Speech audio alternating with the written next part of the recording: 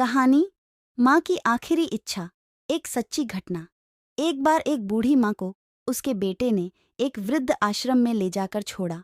इस माँ का ये वही इकलौता बेटा था जिसके लिए इस माँ ने जीवन भर संघर्ष किया। इस बेटे के लिए वो सब कुछ किया जो एक माँ को करना चाहिए या माँ कर सकती हैं, और आज भी अपने बेटे को किसी भी तरह की परेशानी ना हो, इसलिए आश्रम में रहने के लिए भी तैयार हो गई।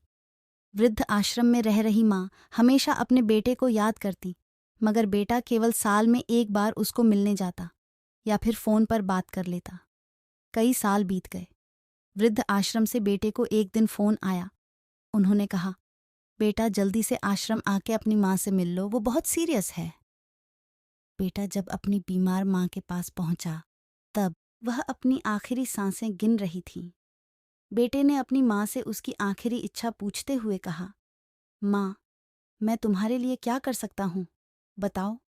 माँ ने कहा, बेटा इस आश्रम में गर्मी और मच्छर बहुत ज़्यादा है, यहाँ पर कुछ पंखे लगवा देना। फ्रीज ना होने की वजह से यहाँ पर हम बूढ़ों को कई बार भूखे पेट ही सोना पड़ता है, क्योंकि किसी ने दिया हुआ खाना खराब होने से नहीं बचा पाते। तो इस आश्रम के लिए एक दो फ्रिज भी खरीद कर दे देना। बेटे ने अपनी माँ की सारी बात सुनी और अपनी माँ से पूछा, आपने इतने साल यहाँ पर निकाल दिए, पर आपने कभी भी यह बातें मुझसे नहीं कहीं, और अब जब आपके पास टाइम नहीं बचा है तब आप यह सब कह रही हैं, ऐसा क्यों? माँ ने बेटे को जवाब देते हुए कहा, बेटा, मैंने गर्मी, भूख और पीड़ा सहन कर ली, लेकिन मुझे पता है जब तेरे बच्चे तुझे यहाँ पर छोड़कर जाएंगे तब तू यह सब सहन नहीं कर पाएगा।